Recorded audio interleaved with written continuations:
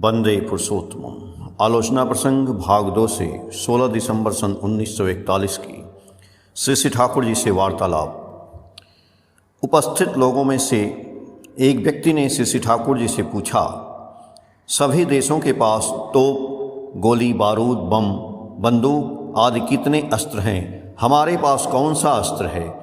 हम आत्मरक्षा कैसे कर सकेंगे? अभी तो हमारे पास उन लोगों के जैसे उन्नतर अस्त्र की ज़रूरत है। यजन याजन इष्टवृत्ति स्वस्थैनी करने से तो हम बम से बच नहीं सकते हैं। श्री श्री ठाकुर जी बोले, तुम लोगों का महाअस्त्र है इष्ट स्वार्थ इष्ट प्रतिष्ठा, और वही है यजन याजन इष्टवृत्ति स्वस्थैनी। तुम लोग याजन जैत्र बन जाओ तो क्या जो कर सकते हो, क्या उसका कोई ठिकाना है? हठात छाती तान कर बैठते हुए दोनों भुजाओं को बढ़ाकर आलिंगन की भंगिमा में बोले, इस प्रकार लिपटते हुए कितने लोगों के दिल को जीत सकते हो, कन्विंस विश्वास पैदा कर सकते हो। जिस हौसला से मनुष्य युद्ध करता है उस हौसला को बदलकर युद्ध निवारण कर सकते हुए जगत में शांति ला सकते हो। चंडाशोक किस प्रकार धर्माशोक में परिणत हो गया, क्या यह नहीं जानते? उपगुप्त के एक गीत की तान ने ही उसका उद्धार कर दिया। यजन याजन इष्टवृत्ति स्वस्थैनी ही मूल है। इससे सब कुछ इवॉल्व प्रस्फुटित होगा। वैशिष्ट पाली आपुरयमाण इष्ट निबद्ध व्यस्त व्यक्तित्व से यदि विद अनटॉटरिंग एक्टिव मूड अटूट सक्रिय आचरण से समस्त व्यक्तित्व की ओर आगे बढ़े तो देश आपसे आप पावर, शक्ति, पोजीशन, मर्यादा और सक्सेसफुल क्राउन कृति राज मुकुट में सुशोभित हो उठेगा। यजन याजन इष्टवृत्ति स्वस्थैनी के आग्रह और अभ्यास से यदि integrated with all your environment समग्र परिपार्श्विक के साथ अन्वित संगति रखकर चलो तो मेटेरियल इक्विपमेंट वस्तुतांत्रिक प्रस्तुति की दिशा में भी सबों को अतिक्रम करना तुम लोगों के लिए कोई समस्या ही नहीं रहेगा। अभी पहले याजन द्वारा सभी को एक सूत्र में बांध दो। प्रचंड प्रेरणा के प्रवाह से सबों का हृदय मानो प्रस्फुटित हो रहा है। सभी चुपचाप बैठे हैं, किसी के मुंह से कोई शब्द नहीं सुनाई पड़ रहा है। श्री श्री ठाकुर हठात शैल माँ की ओर देखकर मधुर मुस्कान से चपल भंगिमा में बोले, क्यारी तू यहाँ है? मैं तो देख ही नहीं पा रहा हूँ। आज किंतु निस्तारणी को हराना ही चाहिए। शैल माँ बोली, वीर की तरह वह क्या मेरा मुकाबला कर सकती है? मैं तो जानबूझकर उसे जिता देती हूँ। सभी ठहाका मारकर हंसने लगे। प्रश्नों की झड़ी लगी है, विभिन्न प्रसंग उठते हैं और श्री श्री ठाकुर विभोर होकर आलाप आलोचना कर रहे हैं, बातें करते हैं और उसके जरिए सबों के दिल में प्राण फूंक रहे हैं। आँखों के दृष्टि, मुख की भंगिमा, स्वर का माधुर्य, अंग हिल्लोल, अंगुली संचालन, सब कुछ के जरिए एक आनंद घन रसलोक का अमृत स्पर्श प्रकट हो उठा है। पूर्व आकाश में सूर्य उग चुका है, उसकी सुनहली किरणें माँ की कुटीर के बगल वाले वृक्ष पर पड़ रही हैं। उस वृक्ष के नीचे एक व्यक्ति गाय दूह रहा है, जिसकी मृदु मधुर कलकल ध्वनि सुनाई पड़ रही है। गाय के थन में जब दूध भरे रहते हैं और उस समय जब दूहा जाता है तब उसे बहुत सुख मिलता है। जो निखिल प्रज्ञामय पुरुष हैं उन्हें भी दुनिया को उसी प्रकार अपने ज्ञान भंडार को खोल कर देने में सुख मिलता है। जिज्ञासु प्रेमी भक्त का आग्रह इस उन्मोचना को तरंगायित कर देता है, इसलिए उस समय उनकी बातों की लहर बाढ़ की तरह प्लावित होकर सीमा को पार करती हुई बहती रहती है। जो सुनते हैं वे उनमें मग्न हो जाते हैं, जो आते हैं वे मतवाला बन जाते हैं। पर वही व्यक्ति जो दिल को थोड़ा भी खोल कर आता है, वही अपरूप अमृत प्लावन के गोमुखी उत्स के सामने सभी मुंह खोले बैठे हैं।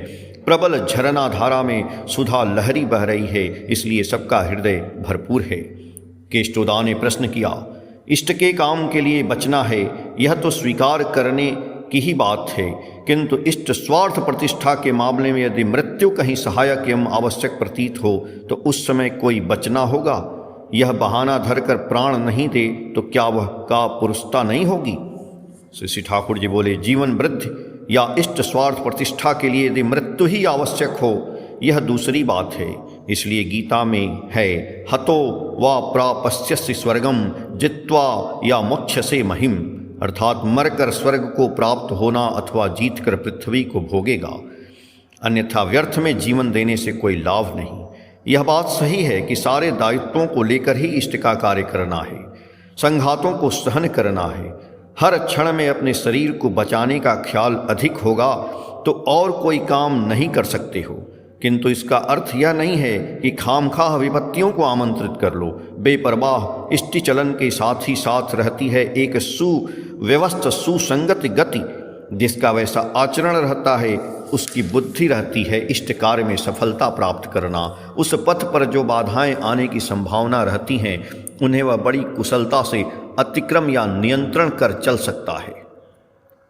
थोड़ा घूम कर बैठे मधुर मुस्कान से दाहिने हाथ को ऊपर करते हुए श्री ठाकुर जी बोले, हनुमान के जैसा धुरंधर कोई देखा नहीं जाता। हनुमान लंका गए, वहाँ उन्हें बांध कर रखा गया, उन पर थप्पड़ और घूंसे चले, जो भी वे बहाना धर कर पड़े रहे, मार खा रहे हैं, उसके लिए कोई दुख नहीं।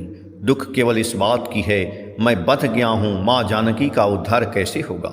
इस बात को वे सोचते हैं कि कैसे क्या किया जाए। चिंतन करने के बाद अंत में उन्हें एक बुद्धि सूझी। उन्होंने कहा, मैं तो खत्म हो ही चुका हूँ, तुम लोग मुझे जान से मारना ही चाहते हो और मुझे भी मरना ही उचित है।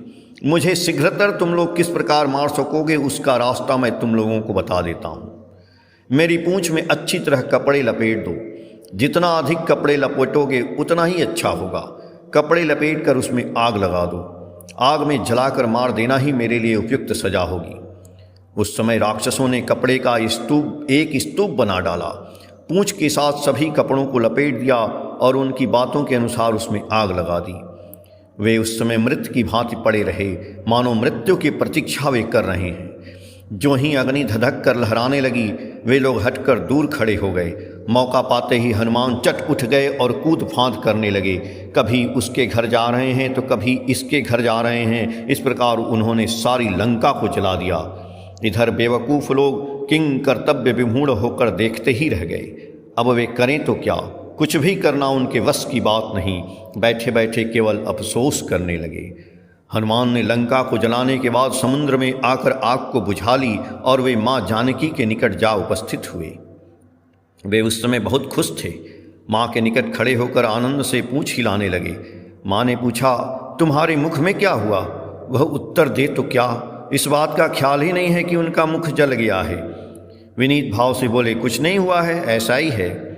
इष्ट के प्रति जिनकी ऐसी प्रीति रहती है वह इष्ट काम को करने में विपत्ति में फंस जाने पर भी यह जानता है कि किस प्रकार विपदा को संपदा में परिणत करना चाहिए, इसलिए वह आसानी से नहीं फंसता है। उस कार्य में चाहे जितनी भी तरह के दुख या विपत्ति क्यों न आए, वह उसे दबा नहीं सकती है। दुख के विषय में वह सोचता ही नहीं है या उस विषय में बातें कर दूसरे से बहादुरी लूटने की वैसी आकांक्षा भी नहीं देखी जाती है। प्रियतम को खुश करने में ही उसे खुशी है और उनके खुश करने के कर्माताल नशा में ही उसके शरीर मन मस्तिष्क चंगे रहते हैं।